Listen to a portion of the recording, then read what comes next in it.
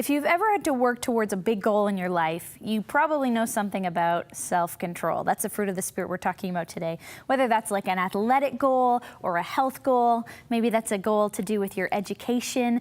You know that you need self-control to accomplish it. You need self-control and boundaries around your life in other areas in order to accomplish it. Like you can't watch TV all the time. You have to have self-control there in order to study for your exams. Or you can't sleep in all day or eat all that food you want to eat if you're working towards an athletic goal.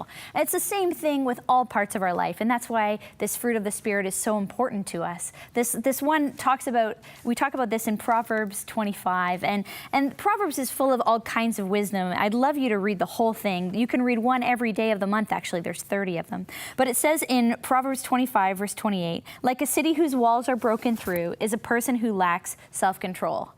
Isn't that so true? Don't you know that in your own life, when you're feeling lack of self-control for yourself or you've seen it in other people, it's like there's not proper walls around them. Of course, walls in an old city were to keep the people inside safe and secure, to understand where their home was and to protect them from enemies on the outside.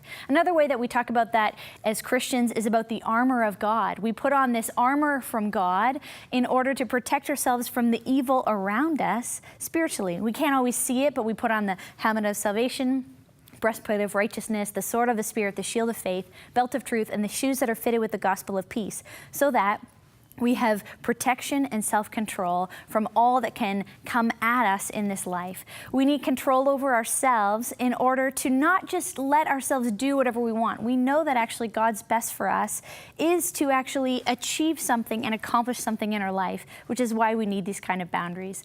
So if you're struggling with self-control in some area of your life, I ask you to ask God for help in it. His Spirit will help you today.